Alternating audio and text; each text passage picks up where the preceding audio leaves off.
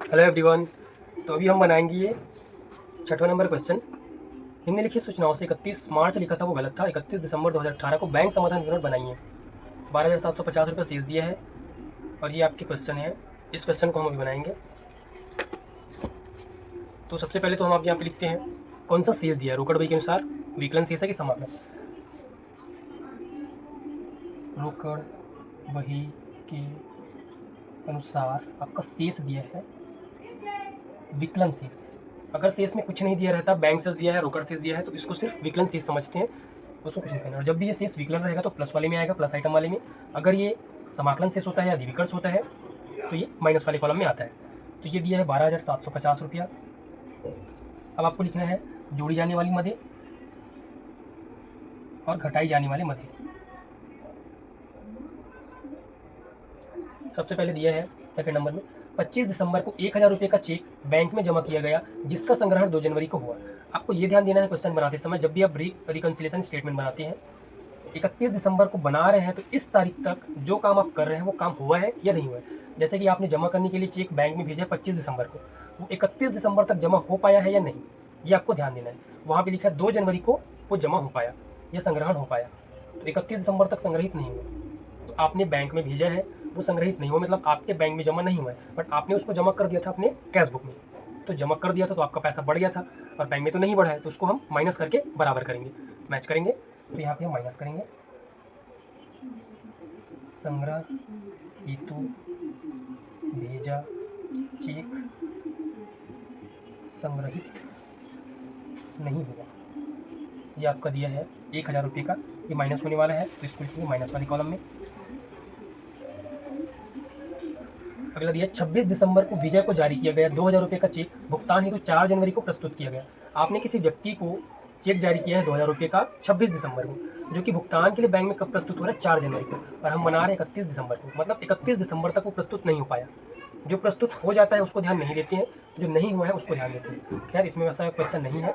2,000 का आपने किसी व्यक्ति को चेक दिया है जो 4 जनवरी को प्रस्तुत हुआ, 31 दिसंबर तक जब प्रस्तुत नहीं हुआ, तो इसको आप करेंगे प्लस, क्योंकि आपने किसी व्यक्ति को चेक दिया था तो आपका पैसा आपने कैश बुक में काट दिया था, जो कि गलत हो गया, तो उसको फिर से प्लस करेंगे। और आपके बैंक अकाउंट से तो कटा ही है, क्योंकि वो प्रस्तुत ही नहीं हुआ है चेक बैंक में, तो आपका पैसा कटा ही है, बट आपने अपने कैश बुक में काट दिया, तो उसको फिर से प्लस करेंगे।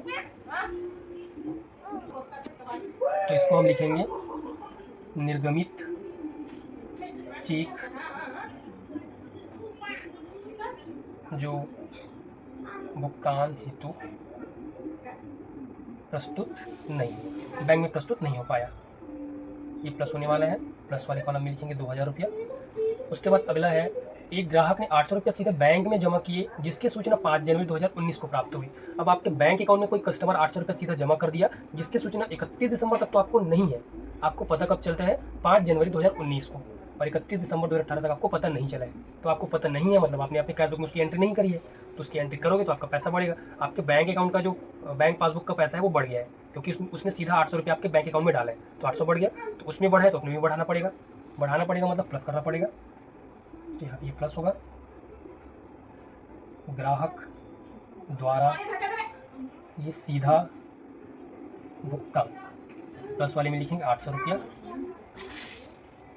उसके बाद है बैंक ने 1700 रुपये बीमा प्रीमियम के दिए जिसका लेखा रोकड़ बही में नहीं किया है। अब बीमा प्रीमियम का भुगतान ग्राहक के द्वारा सीधा बैंक पेमेंट कर देता है, तो बैंक जब पेमेंट करेगा मतलब आपके बैंक से पैसा कट गया और आपके कैश बुक से नहीं कटा है। आपके बैंक से 1700 रुपया माइनस हो गया है, बट आपके कैश बुक में माइनस नहीं हुआ है, तो उसमें माइनस हुआ है तो अपने कैश बुक में भी माइनस करना पड़ेगा, जो शेष दिया है उसमें माइनस करना पड़ेगा, क्योंकि आपका बैंक का जो बैलेंस है वो कम हो गया है, बट आपके कैश बुक का बैलेंस उतना ही दिखा रहा है, तो आप माइनस करोगे तब आपको वो बैलेंस जो है मैच होगा।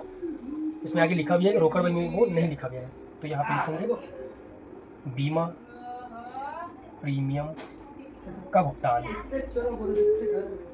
ये आपका 1700 रुपया।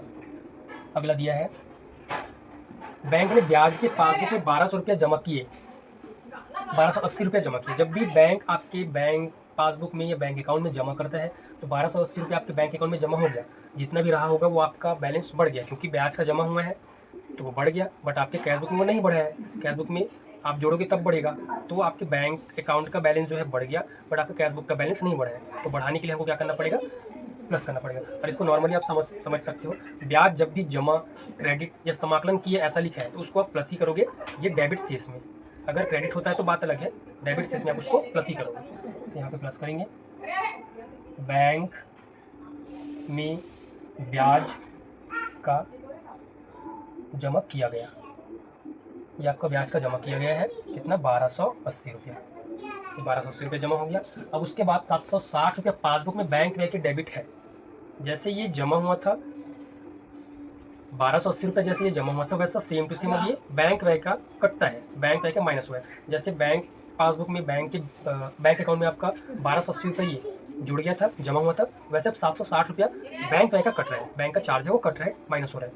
तो वहाँ पे प्लस हुआ था तो यहाँ पे भी प्लस किए पासबुक में अपने। अब यहाँ पे माइनस हो रहा है, डेबिट हुआ या विकलन हुआ ऐसा लिखा हुआ है, तो उसको हम माइनस करते हैं। वहाँ से कटा है तो हमारा पैसा कम हुआ, तो अपने कैश बुक में भी हमको माइनस करके पैसा कम करना पड़ेगा, तब आपका मैच होगा दोनों, कैश बुक और बैंक पासबुक दोनों मैच होगा। तो यहाँ पे भी हम इसको माइनस करेंगे, बैंक व्यय, बैंक का इसको माइनस करेंगे 760 रुपया। इसका टोटल करते हैं। टोटल करने का तरीका है, प्लस वाले आइटम को टोटल करके यहाँ लिखेंगे, माइनस वाले को टोटल करके यहाँ पे लिखते हैं। तो 12,750, 12 और 2 14,000, 14 15,000, 16,700, 16,830 रुपया टोटल होता है। 16,830 रुपया इसका टोटल आप करेंगे तो 16,830 आएगा। इधर का टोटल करते हैं, 1,000, 2,000, 3,460 रुपये इधर का आएगा, 3,460। अब ये वाला ज़्यादा आता है, मैंने बताया था, प्लस आइटम वाला कॉलम का ज़्यादा आता है, इधर का कम आता है, तो कम वाले को माइनस करते हैं। तो 3,460 रुपये इसको माइनस करेंगे तो आपका जो मेन आंसर है वो आ जाएगा। 16,000 में 3,000 माइनस करेंगे तो 13,000 होगा, 13,430, 13,370 रुपया आएगा, 13,370, ये आपका इतना आंसर आएगा। इसको माइनस करोगे तो, और ये आपका बनेगा, यहाँ पे था रोकड़ बही के अनुसार शेष विकलन, तो यहाँ पे रोकड़ बही का अपोजिट हो जाएगा पासबुक का शेष, और ये विकलन था तो यहाँ पे बन जाएगा समाकलन। तो ये पासबुक के अनुसार शेष, ये बन जाएगा आपका समाकलन। आ गया आपका आंसर 13,370। ऐसे बनेगा आपका बैंक समाधान विवरण। यहाँ पे ये डेट लिखना जरूरी होता है, 31 दिसंबर 2018 को लिखना है।